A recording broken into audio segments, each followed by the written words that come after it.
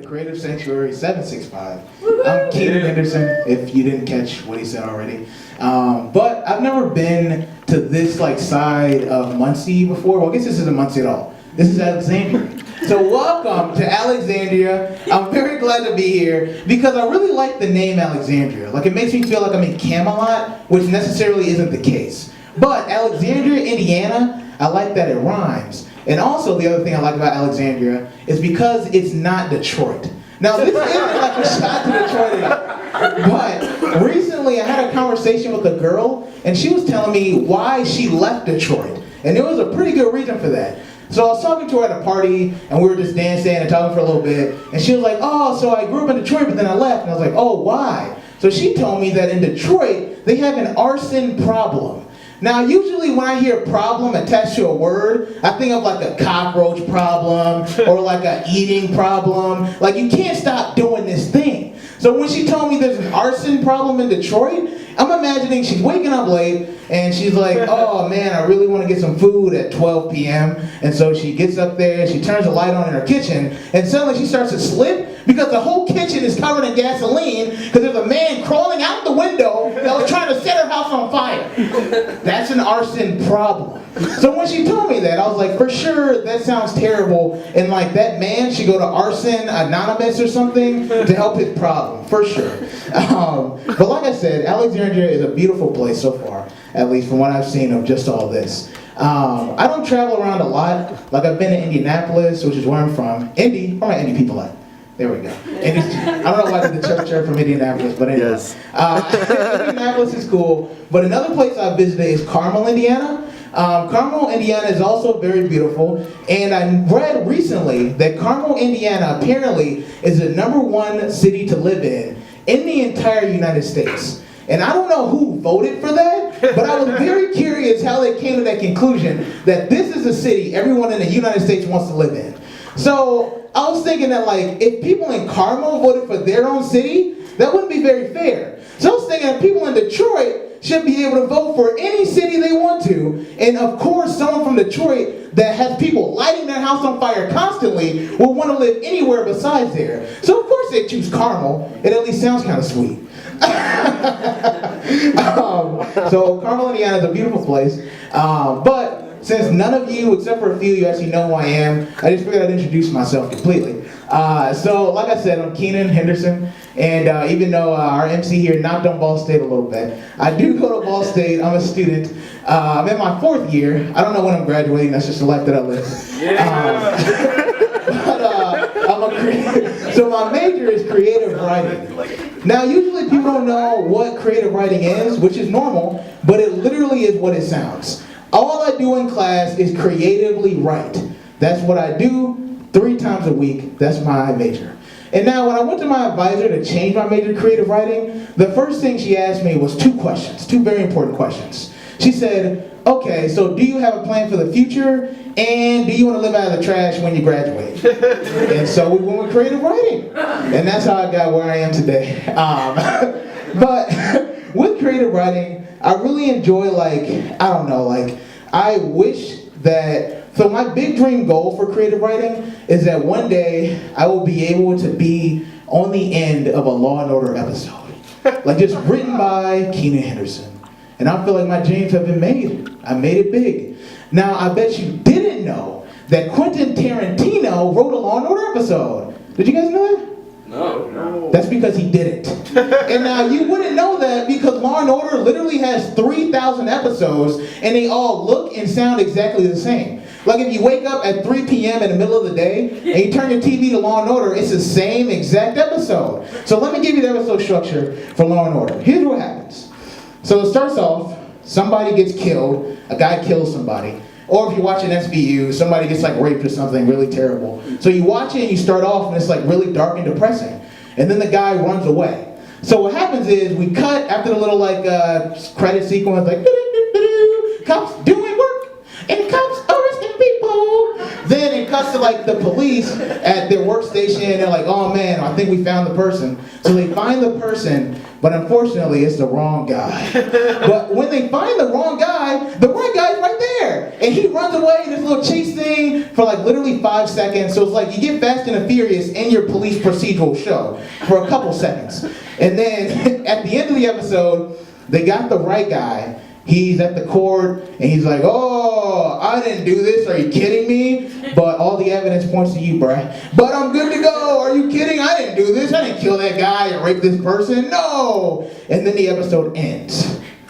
That's how every single Law & Order episode is. And that sounds like a horror film to me. Like I'm sitting at home at 3 p.m. eating cereal completely naked, and I'm like, what the heck? What is this? Like, I'm scared. Do I need to lock my door? Like, what do I need to do? So Law & Order is a scary place, but that's what I want to write. I'm ready to write me some Law & Order episodes, for sure. But yes, Keenan Henderson, creative writing major, and I like that you had to pay to get in here. Like $8, I feel like is a lot of money. So thank you for paying $8 to get in here. Unless like you were in your prison cell and you had a spoon and you dug your way out and your name is Andy. That's a Shawshank Redemption joke, you know. Shawshank Redemption is a beautiful movie, just like John Sheets talked about films up here for like 35 minutes. But so $8 is a lot of moolah. So I'm gonna explain to you exactly what you could have paid $8 for instead of coming here and watching the people that thought they was funny tell jokes. So for $8, you could have bought a matinee movie ticket on the weekend for around $7.45. So that's a beautiful thing. You can go see Interstellar tomorrow before 5 p.m., get your popcorn in, chill, and a little awkward silence thing John talked about, and be good to go. And the good thing is, nobody else would know that you went there by yourself, unless you post a Facebook status about it or something. So you can be lonely and single and be good to go, only for $8. Also, you can buy 4 boxes of Pop-Tarts. Now these 4 boxes are like the little boxes, so don't get too hyped. So you can buy the 4 boxes of the 4 packs, but you can get a variety. You can get some red velvet, some pumpkin, some brown sugar, and my personal favorite is the s'more. I literally have to have s'more in my life. It's like I'm at a camping trip every time I open it up in the morning. It's a beautiful thing. Or, what you can buy with $8, and I looked this up and verified it with the Humane Society to make sure this is correct. You can buy 1/9 of a cat. You can adopt 1/9 of a cat for $8. Now, the thing with that is, if you wanted to buy a new cat, it would be 1/20th of that price. So the thing that weirds me out is that how come when you go to a Humane Society and you adopt a cat, they cost so much less than if you went to like Bill's pet shop and he bought a cat from Bill and his breeding ground? Like, what's the difference between this cat and this other cat? The difference is, one cat was loved and then it got abandoned. And the other cat was loved and it stayed in a glass box for the rest of its life. So you can get you a glass box kitty, or you can get you one that was completely depressed and had a terrible lifestyle. Your choice. So $8 could definitely go a long way. And something that I really like is, if you couldn't tell already, is food. I love food so much. If you ask me who I was in love with, I would say food. That would be the one answer I'd have for you. But also, food also gets me in trouble because as of right now, I have the physique of an untoned, Incredible Hulk. That's exactly how I would describe myself in any legal form. So, in order for me to like feel good about myself, I decided to like shop for more cereals. Like, I don't know why I think eating cereal is healthy, but I feel like it's healthier than eating ramen every single day for months on end, which literally was my life last month. They're only 20 cents a little pack. So you get 20 cents worth of soup. Do you know how much soup that would be for $8? What you paid to get in the door? That's like 40 cans of soup, which is beautiful. That math is wrong for sure. That's why I'm a creative writing major and I'm living out the trash. So I was in the cereal aisle and I was looking for some cereal to get. And the first thing I remember, like in my childhood, is how everybody loved Wheaties. Like Wheaties was the cereal to get. Because it always had like Michael Jordan on it, shooting hoops, or like Usain Bolt running. So like I was looking in the cereal aisle, and so I was looking for an athlete that I could idolize and then become somebody that lives in my cereal box for me to look forward to. So I'm walking through the aisle, and like, I don't even remember what the celebrity was, the athlete, but I think It was like Oscar Pistorius or something, like the guy that runs on blades. So like, oh, that's cool, Blade Runner, this is real chill. Oh, he shot his girlfriend 3 times. Ooh, do I still idolize him? I don't know, but I'm about his cereal though, because everybody loves it. So I bought the Wheaties, and I get back home, I'm really hyped, and I sit down, and I take my first beautiful bite of Oscar Pistorius Wheaties. I throw up right into the bowl. So now it looks like a murder scene inside of my breakfast. So the only thing Wheaties has done is murder my taste buds. I would not recommend Wheaties. Maybe that's what happened to Oscar. I don't know.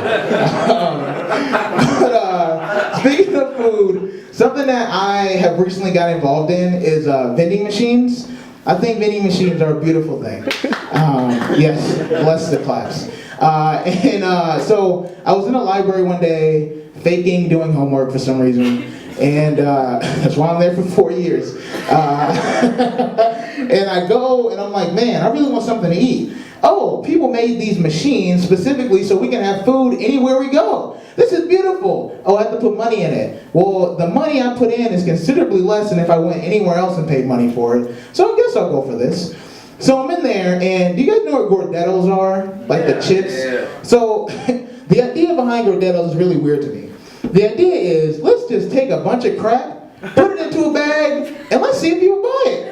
It's literally a social experiment whenever you get a bag of Gorditos to see what you have more of. Do you have more of that weird wheaty junk, or do you have more of those really delicious, sweet wheat things? It's all up to you. You make that gamble. So I was at the vending machine, and I was like, all right, I'll take a chance on my life and get some Gordettos today. So I put the money in, and I look at the Gordettos bag, and I get really hyped, because the bag said, the biggest bag yet.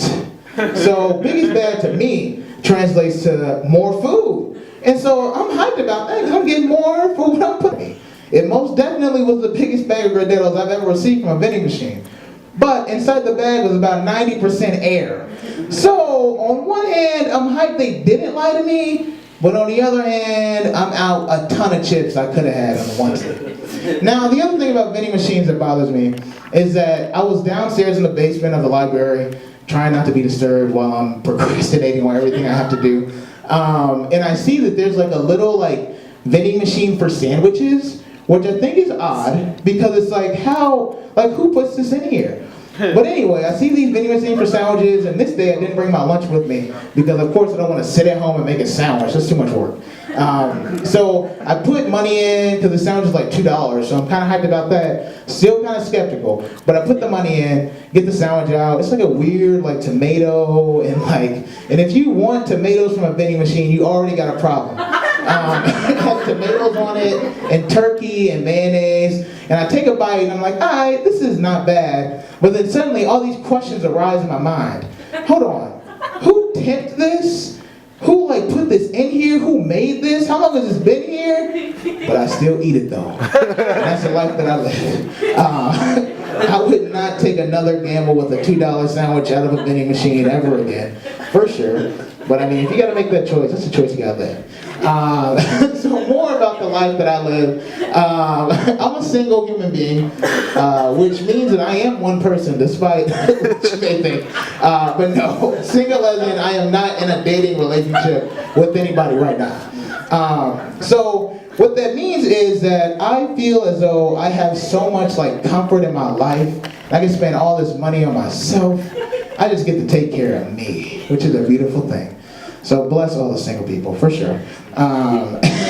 But something that I think is interesting is that, so I'm an eager single person. I'm single, but I get hyped about the opportunity to be in a relationship.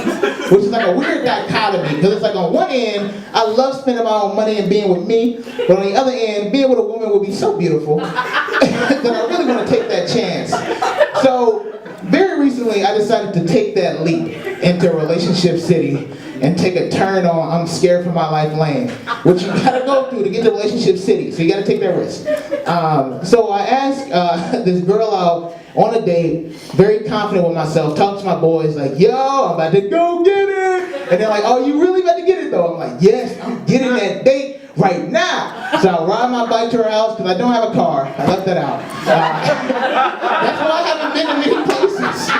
That's why Alexandria is exotic. There are no cars for me in my life. If the bus came to Alexandria, bet I'll be here every day. So I ride my bike to her house, real hyped, and I actually see one of my buddies on the way. And I'm like, yo, better go get it. They're like, yes, get it. So I get there, and I get to her house, and I ask her out. And she's like, oh, sweet. When are we going to do this? And so I'm like, okay. I was smart. I asked my roommate what to do beforehand, and he was like, yo, make sure you know the time in the day you're going to do this. I know it sounds like my roommate is like a smoker, and like he smokes weed all the time. He's really not. But anyway, he told me what to do. So when I got to her house and I explained, I was like, okay, well, we got these days. Which one works for you? So he picked a date, and it was fantastic. And then she said the word nobody wants to hear. So I'm like, oh, okay, is everything great? But, yes, that but word. Nothing good follows but, ever. So she said, but I want to think about it for a day. So, I cannot explain to you what 24 hours of hell is until we die. But it was the worst 24 hours of my entire life. Sitting here waiting for my phone to ring, literally ignoring messages because I know it's not hers, just getting hyped every second that my phone is awakened by the beep of a tone. So she gets back to me at midnight on the next day. And so I wisely, trying to get my mind off the situation, decided to go to a movie at 10 p.m. And I also went to go see Fury, which is really good. But I went to go see Fury, and it's like a 2-hour and a 45-minute adventure. So I was trying to figure out beforehand, like, is this like a normal war movie, which is like 3 hours long, or is it like a soft war movie, where like war happens in the background, nobody really dies, but still a war movie, but only an hour and 45 minutes. So it was a long version. So she called me during the movie, and I'm like, dang, I can't pick up right now. I'm at a movie. And at first, I for sure thought she thought I was incredibly lame going to see a movie by myself, but I wasn't by myself, which is good. So I went to go see the movie. She called me, I couldn't pick up. And so the next day is when I actually get a message back. So this is good.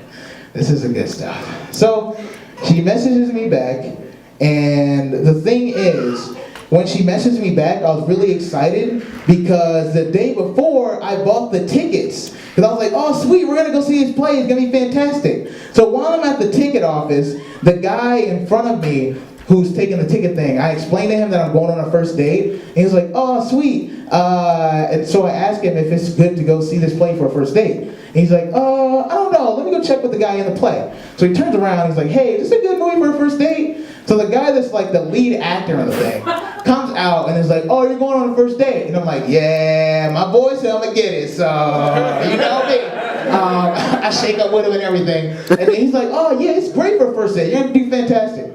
And so I get my ticket from the guy, and he's like, before I leave, he like gives me a wink and says, good luck. So I feel confident that this stranger thinks I'm gonna get this first date.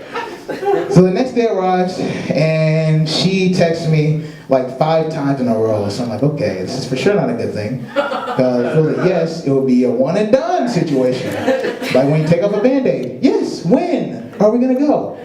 So I read the message, it's really long, and she said the 2 words that nobody wants to hear when they're an eager, single person ready to date is, I'm ready to be just friends. Yes. So here's the fun part. As a result, I decide, I spent $20 on these tickets. I'm for sure still gonna go to the play. So I take my roommate with me. My roommate's a guy. And so we get there, and we're hyped. I'm like, yes, I'm still gonna see his play. Ain't not gonna hold me down. He said I'm gonna get it. It don't matter, I'm good to go. We go into the play. The guy that was at the ticket office that told me good luck is the person that takes off my stuff.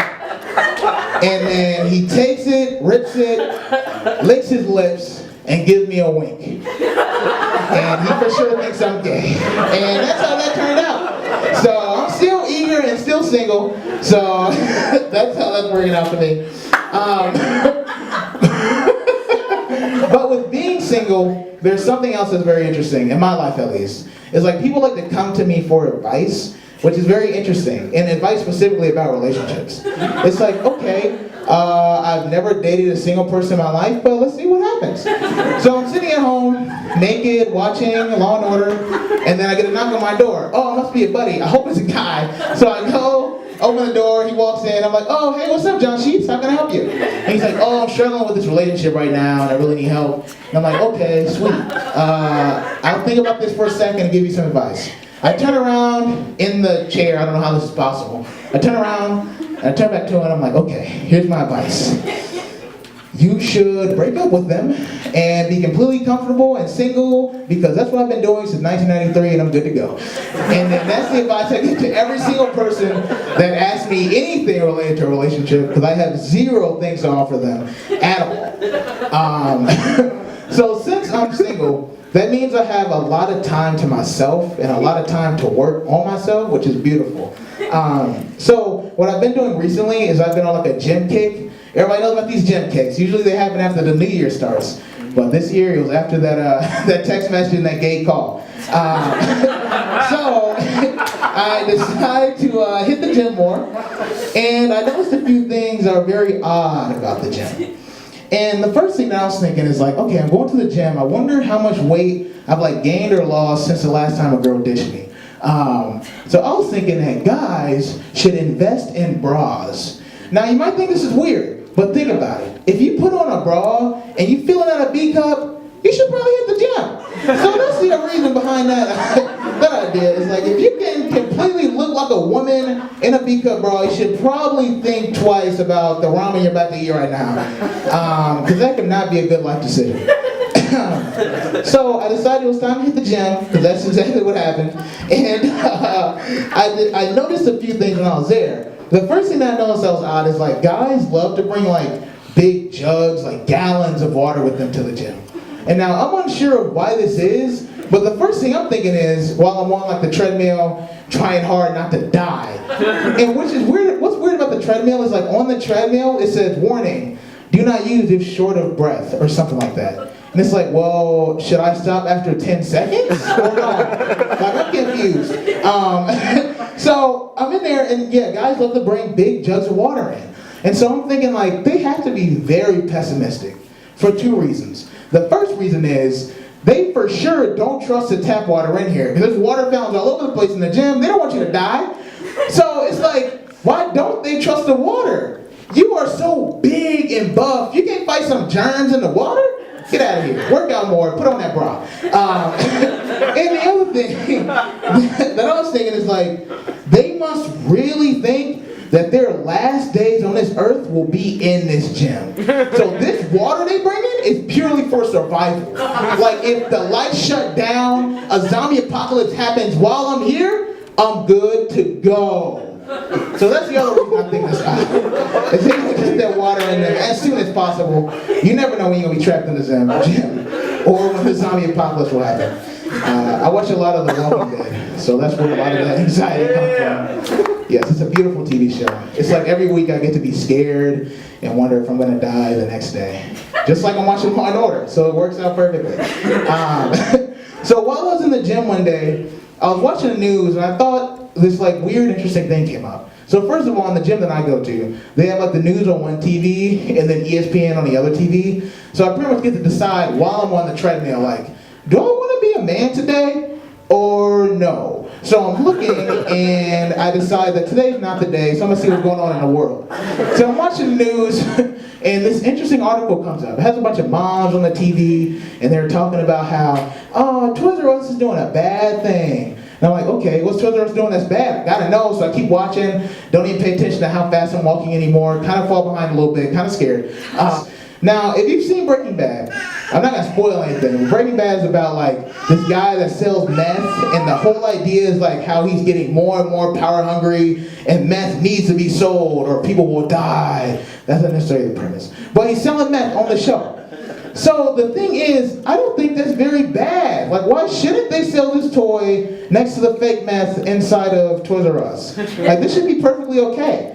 But I was thinking that if I had kids and they were in Toys R Us and they wanted to pick up a Breaking Bad toy, I would take that as a teaching opportunity.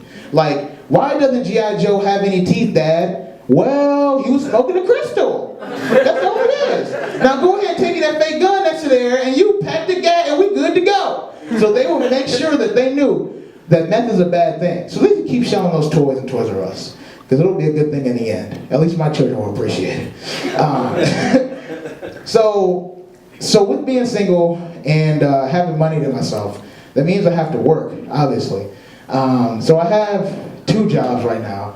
The first one, I think, is the one that I've had the longest, is like I work in food service.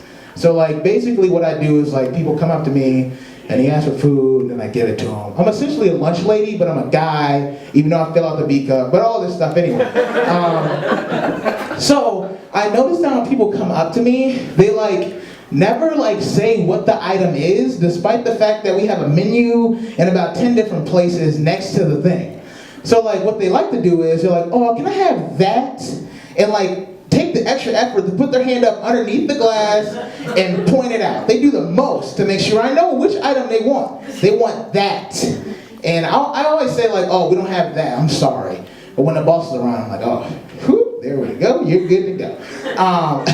But I just find it interesting that people like to like touch and point to things in food in order to say that they want that. Like, it would be weird if we did that for people, you know what I'm saying? Like, oh, that's my new friend, I want that. Or I want that, that's my girl. No, you should not touch to identify things you desire. That is a bad habit, so I'm scared for everybody that comes in my line. I'm like, I hope your parents get to you at some point, because this is not okay. Should not touch. There are no zones, son. So I'm going to take my kid to Toys R Us, and then we're going straight to food service. They're going to be the best boy trained kids of all time. The other job that I have is I'm like a phone jockey. Like I pick up the phone and like I call people on this list. So I've noticed that like a lot of the names are very ambiguous sometimes. Like there'd be like a star, and I'm like, oh, okay, like 2 R's, is that a guy? Or 1 R, is that a girl? I don't know. So like I've really got annoyed with like how sometimes the names are really ambiguous. So like one day I was calling and I saw that on the list there's this name called Peyton. So my first thought is, oh geez, I gotta call Peyton. So is it a guy, a girl, or a coach player? I gotta know which one. So I call it and I pick up the phone and I'm like, okay, hey, is Peyton there? And they're like, I think so. And I was like, okay, I would love to speak to it. Just off the cuff, it. No other answers, because that's the only thing I think I can say. Because I'm just not sure. So when you name children, I see we got a baby in the house tonight. When you name children, make sure their name is completely obvious, whether or not it's a guy or a girl, to make my job easier. Those jobs are very, very difficult. It's Tabitha? Panda. Panda? The baby's name is an animal. Okay. At least Panda is clearly a girl, yeah? Nope. Oh, it's Michelle? I'm salty you said Panda. But you know it's Michelle. Michelle is a very beautiful name. I'm mad you said Panda. Okay. Even though like Micaiah Pfeiffer is a guy, I think. Somebody confirm Micaiah Pfeiffer is a guy. So I feel like Micaiah is a very feminine name. I will feel insecure about him. So yes, I love a lot of things. One thing that I've discovered I'm passionate about is, because like I'm a creative writing major, so like writing really draws me towards it. Like there's just something about words on a page that just makes me feel really good. Like I'm sitting down eating ramen, watching Law and Order, hoping that's me on TV. So what I really love recently is rap music. I just have gotten into it so much recently, and just I love how the words match the rhymes when it's good, and like the people are just talking to me and just giving me all these things I need to hear and learn. It's a beautiful thing. So recently an artist I've been listening to a lot lately is Drake. One of the people following me is considered Drake as well. I'm not sure why. I guess he looks kind of like Drake. Yeah, he looks like Drake. Do you think he looks like Drake? He Drake-esque. I say he like Drake. You know what I'm saying? Not like Drake heavy. He like Drake. So I decided that when I'm listening to Drake, I would like to understand what's going on, like what he's saying to me. So I decided to analyze a lyric specifically, because this song I felt like was a classic song. So the song I'm going to analyze is called All Me, and it's from this classic album, Nothing Was the Same. Now, what the lyric says, I'm going to read to you, and I'm mad we got a baby in the house, so that means I got to protect her virgin ears. with the things that I'm gonna say. So I'm gonna set you a little bit. You don't know. It did say 18 plus on the sign. She should have known. You didn't ID her, Jen? I'm salty. You should have ID'd her. She really Anthony is her father. It's all good. Oh, yes, that's true. That's very true. So the lyric is, the lyric is from All Me, and it's the album Drake, Nothing Was the Same. It's about as classic as Beethoven's like 15. Like, you know you all heard this track before. So the lyric says, had sex with the girl I used to babysit. Some years later on some crazy-ish. Now I'll read it one more time. Had sex with the girl I used to babysit. Some years later on some crazy-ish. So with that said, I'm gonna just go ahead and just take you somewhere. I'm gonna take you into the mind of Drake. Because this lyric is something else. So you're Drake, you're rich, you're powerful. You hang out with Nicki Minaj and Lil Wayne on the daily. You have so much money you could paint the walls with it. And one day you're on Facebook and you're like looking around, you're looking at old friends, and like, oh, Susie, that's cool. And he goes to her profile picture, he's like, oh, that's a picture of me and little Susie. That's weird. I guess it was Throwback Thursday or something. And she keeps going through, and then she gets younger and younger, and like he just keeps seeing this progression of Susie. And so while he's on Facebook, he's like, I had such a great connection with this 10-year-old. I wonder if she'd want to have sex. So he messages her, hey, what's up, girl? And then that's where that lyric developed. Some years later, on some crazy-ish, I guess he had to get it. So music is a beautiful thing. But, yes. So my final thing that I enjoy doing is this is a beautiful thing. So if you aren't on social media, you need to be. Because I feel like social media brings people together. Like Creative Sync is on, I did abbreviate Creative Sanctuary just then. It's something I like to do. Huh? C-Sync. C-Sync? Yep. Oh, so y'all click. Y'all do a C-Walk, a C-Sync. I hope I don't get shot by that. It's a good thing we're not in Detroit. Or at least you don't have arsonist problems here. But you should get on social media because it's beautiful. And that's, yeah, I'm Keenan Henderson. And y'all were a great audience tonight. It was very fun.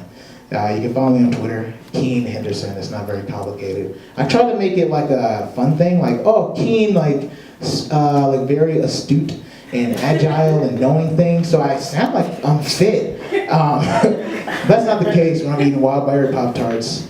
And if you don't know Wildberry, you need to know Wildberry intimately. Wildberry will change your life. My testimony for Wildberry is long and strong. Filling that B cup every time I touch it.